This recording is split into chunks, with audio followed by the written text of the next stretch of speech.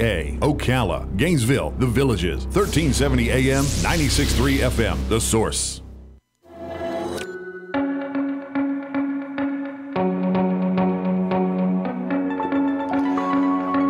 All right, 10 minutes before 11 o'clock. Thank you for tuning in.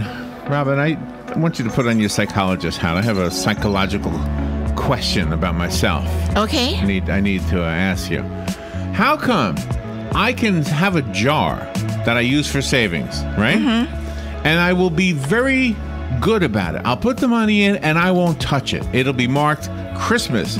And then at the end of the year, there's my Christmas money. It's waiting for me. Mm-hmm. But I have a savings account attached to my checking account. And every time I look at that, there's like nothing in it because I keep bringing stuff out of it.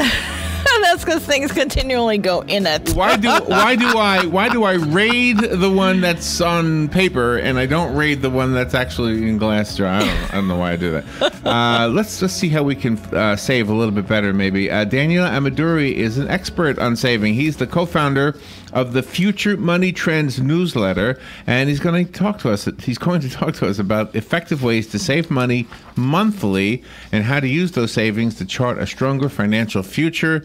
Daniel Ameduri. Good morning, Daniel. Good morning, Larry and Robin. Thank you. Thank you. Am I saying your name correctly, first of all? Yes, sir. You sure did. All right. And where are you? Where are you calling from? I'm in Austin, Texas. All right. How's Austin today? Is it nice weather, right? You got good weather there, right? It's normally good weather. It's actually pretty cold. We're in the 30s right now, so it's pretty cold. Oh, really? Oh my gosh. See, I want to be in the 30s, Robin. Twilight Zone. You don't know if I meant my age or the temperature. Daniel, yeah, you know what I just said in the intro is really true, though. I'm not a good saver when it comes to the bank. I'm a good saver if I have it under the mattress. You know what I mean? You struck a real chord with me, and I just wrote something about this because this happens to everybody, and what I tell people is you have to make your savings inconvenient. If it's a click away on a mouse, it will get transferred all the time back into the checking. Yes. That's why I tell people, look, there's two ideas. Either make the savings physical, which makes it inconvenient, like store it away somewhere else, or I even tell people, go find a bank in North Dakota and then set up the account, have your automatic checking account deposit in there, but then take the debit cards and trash them, take the banking online information and trash it. Make it so you have to call the bank to get a withdrawal. Like, make it so inconvenient for yourself. Oh, that's a great idea. And I love those type of obstacles. That's a great idea. But what if you live in North Dakota? Then they're going to Florida. That's a great idea, though. I think I might do that. Is there a good bank in North Dakota? I don't have any recommendations, but I used to use a bank called Everbank in Florida for that exact purpose. Is that right? Oh, wow. You also gave us some good hints, one of which I have been following for 2 years. I gave my cable up totally. It's gone. Absolutely. And there's really no reason, especially with the smart TVs. I mean, look, you turn on the TV now and you're connected to your Netflix. And, of course, I used to use my late father's DirecTV to log in and watch my Walking Dead. There are so many great ways to save money when you get rid of your cable bill. Oh, yeah, for sure. Wow. I didn't know you could do that. So is that what the website gives us ideas on, the futuremoneytrends.com? Yeah, Future Money Trends. It's half of it is my journey to becoming financially independent.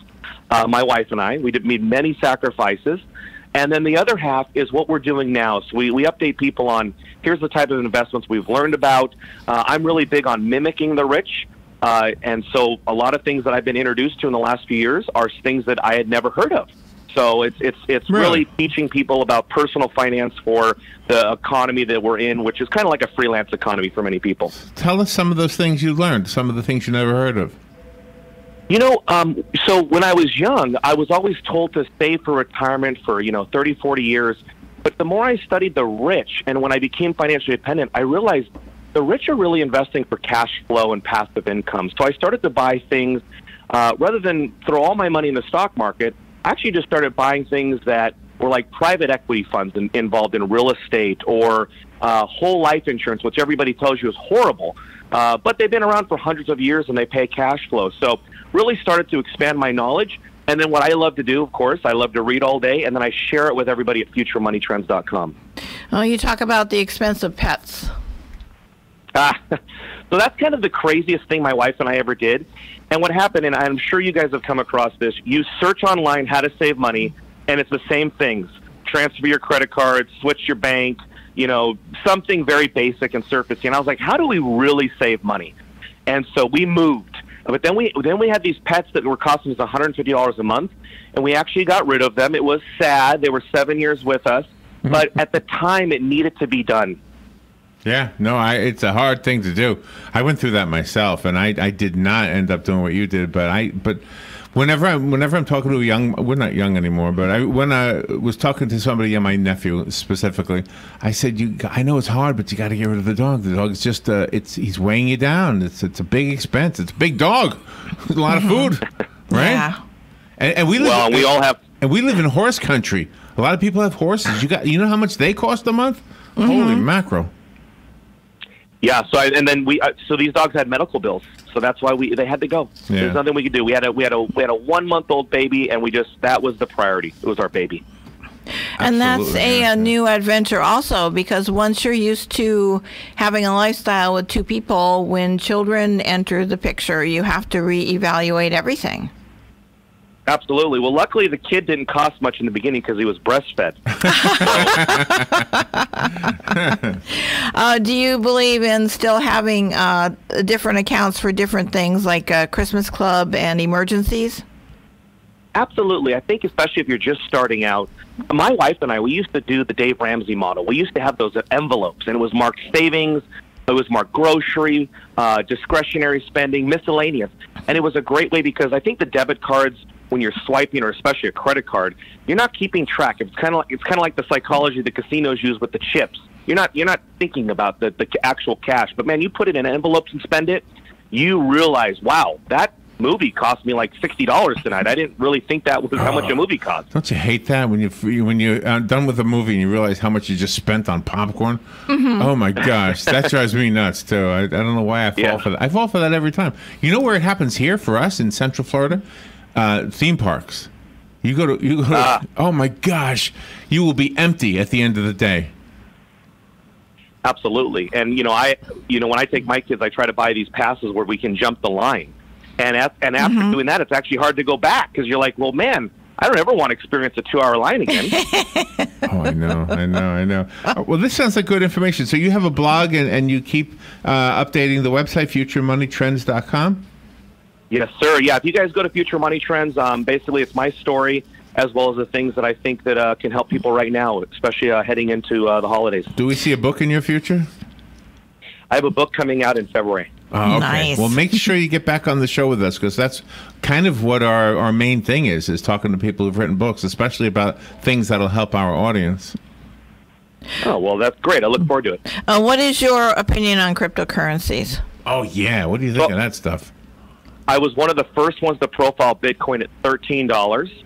I do like cryptocurrency for their transactional use.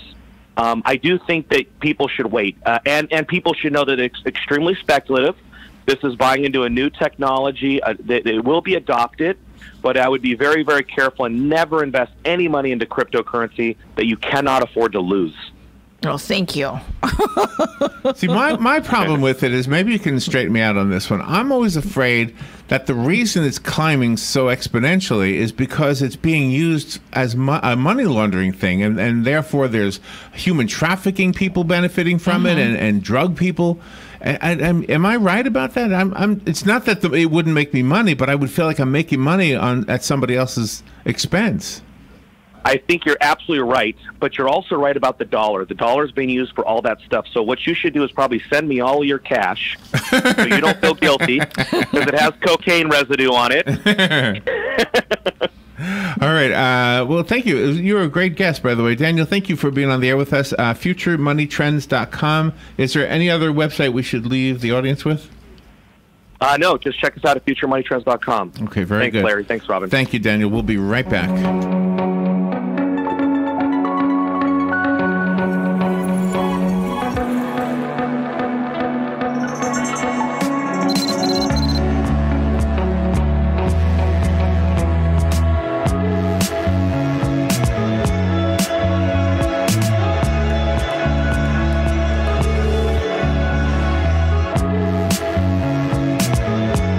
Broadcasting from the Paddock Mall Studios, this is WOCA, Ocala, Gainesville, The Villages, 1370 AM, 96.3 FM, The Source.